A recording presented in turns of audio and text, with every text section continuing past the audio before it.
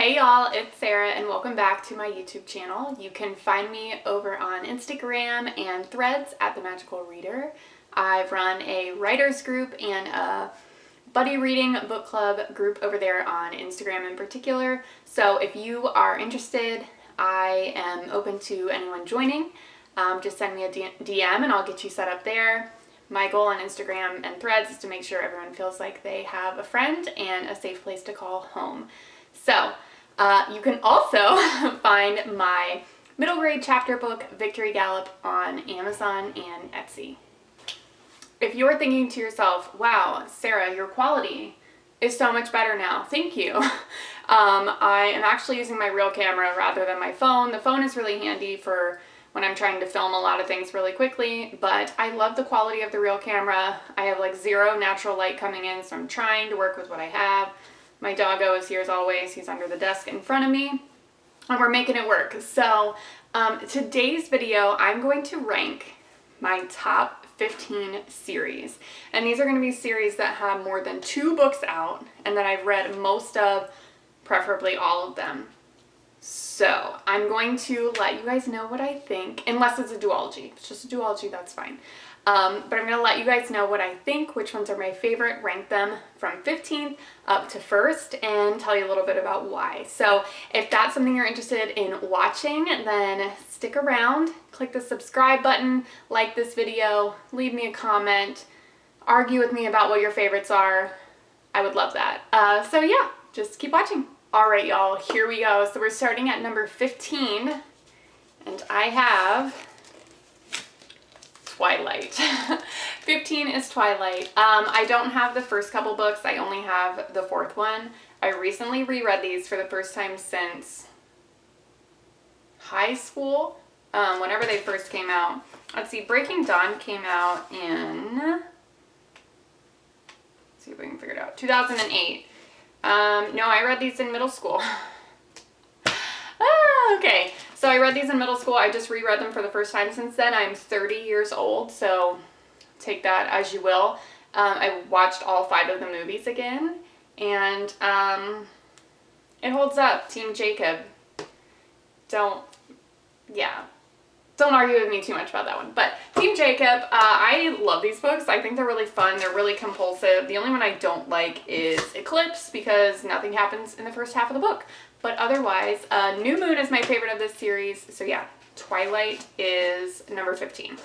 All right, number 14 is Illuminati. I need to reread these desperately. I put these at number 14 simply because I only remember the good vibes, but I couldn't tell you a single thing that happens other than I know they're on a spaceship and there's a sort of godlike AI, if you will. That's all I remember. They are mixed media. They're really chunky, but they go really fast. There's 3 of them. Yeah, I need to reread these ASAP. I put these in a fall stack picture today, and I was like, where has this been all my life? So, gonna reread these, but these are really good. If I didn't mention, they are YA sci-fi, and they're super, super fast. So, this is number 14. All right, number 13 is The Prison Healer. A lot of times I will rank books higher depending on how many times I've reread them. I only read these this year with book club, so I can't rate them super, super high in terms of my rankings. They're still top tier. There's 3 of them. They are YA fantasy, and I just think these were super fun. I loved our main character. I loved all the side characters. I thought they were really cool. So if you need a YA fantasy recommendation, these are really, really good, and the author has plenty of other stuff out too. So these were really fun. I just need to reread them so I remember a little bit more about them because, as always, I read way too fast. Okay, so number 12 I don't have a copy of because they're on my Kindle, but this is the Crowns of Neaia series, The Serpent and the Wings of Night, and The Ashes and the Star-Cursed King. These are the infamous books I read on my honeymoon, as I always like to say. I read both of them back to back and basically did not get up from my beach chair for like 4 days straight. So I've only read them once. I'm getting my hardback in soon from Barnes & Noble when it releases, but I'm ready to reread these. I want to read the novellas that go with it too, and I know the series is going to expand as well. So if you are looking for sort of like a super grown-up Twilight, but like 10 times better. Crowns of Nyaxia is a good one. Serpent and the Wings of Night. So I binge read these. Obsessed, obsessed, obsessed. Number 11 is going to be the Grishaverse, which is going to include Shadow and Bone, Six of Crows, and I have not read the King of Scars duology, so we will skip those two. But for the rest of the Grishaverse series, Shadow and Bone, Six of Crows. I really, really like these. I love the TV show of Shadow and Bone. I really hope it gets a third season. It probably won't, but I loved it. These are really fast, and they almost how they're formatted kind of remind me of middle grade. You know, big font, big space in between. They're super fast to read. I would say this is more plot focused, whereas Six of Crows is more character focused, and aged up a little bit, in terms of like, I don't know how to describe it. I just feel like everyone in Six of Crows is like way older than Alina and Mal, but maybe that's just how Alina and Mal act. If you know, you know. But yeah, so I really like these. I think they're fast. I think the magic system is really cool. So if you've been craving a fantasy series that has a really interesting, different, unique magic system, this is a really fun one. Next up is number 10. I've reread this series like 8 times. Yeah, you heard that right, like 8 times. Uglies. The Uglies series by Scott Westerfeld. These books are beaten to shreds. Like, they are falling apart at the seams. I don't know what it is. These are, I read these probably middle school. Let me double check the year. Yeah, this came out in 2005. Definitely read this in middle school. Maybe even earlier. Who knows? But yeah, these are super, super good. This is a YA dystopian. It's a classic dystopian.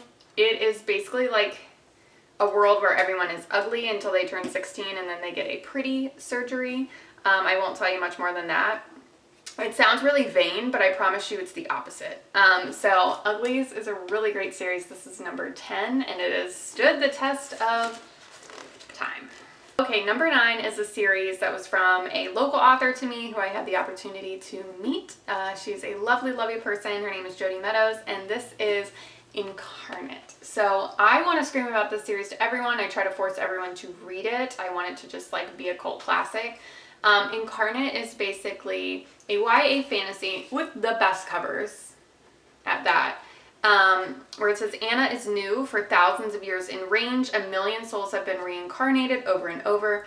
When Anna was born, one of those souls vanished and no one knows why. It has dragons, it has music, it has reincarnation. Super cool, super unique. So this is definitely one to check out. I've only read it twice. I know that's funny for some of y'all who like don't reread, but I've only read this twice, and I think if I reread it again, it would shoot to the top. So again, this is the Incarnate series by Jody Meadows. All right, number 8 is another classic, and this is Divergent. If you have read this series, you most likely loved the first one, were okay with the second one, and hated the third one. And you know what? That's fine if you think that. However, I loved the third book of this series. I thought it was so spot on for Triss's character, if you've read them. I just think it's so good. I love Veronica Roth. I've read some of her adult stuff that she has now, you know, her new speculative fiction type stuff she's got going now. She's very talented. But yeah, Divergent. 4 was my original like book man, so I think I will always like hold this near and dear to my heart. I have 3 or 4 full sets of different versions of this book. And I listen to it on audio pretty much every fall. So, due for a reread for sure. All right, y'all. Number 7 is going to be a series that I'm rereading right now, and I'm loving it. And I feel like by the time I get to the end of rereading the series, it'll also shoot to the top. But that is Throne of Glass. So when I read these books the first time, I loved the first 2 books, which I know is an unpopular opinion. I did not get along with the third book, which is also an unpopular opinion. And then the rest I was sort of like fine with. I loved Tower of Dawn, which again is another unpopular opinion.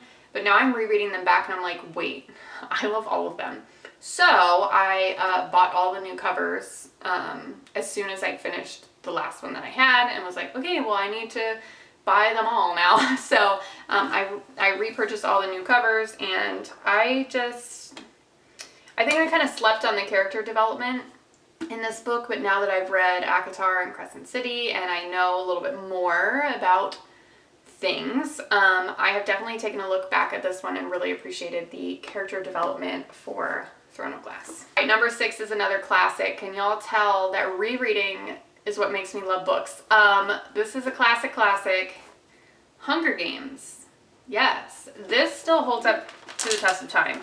And the fun thing about Hunger Games is the adaptations are phenomenal. I said it, and I will say it again. This came out in 2008. So yes, I read these in end of middle school, beginning of high school. I think the adaptation is phenomenal. And what I love about this book, I just reread them all last year, is that it almost reads like a movie script in a good way. I know a lot of times when something reads like a movie script, it's kind of bare bones. But I mean, what you see is what you get, and I love that with this. There's no dull spots, there's no slow moments. I could reread these forever and still find something very interesting in them. Yeah, so number 6 is going to be The Hunger Games.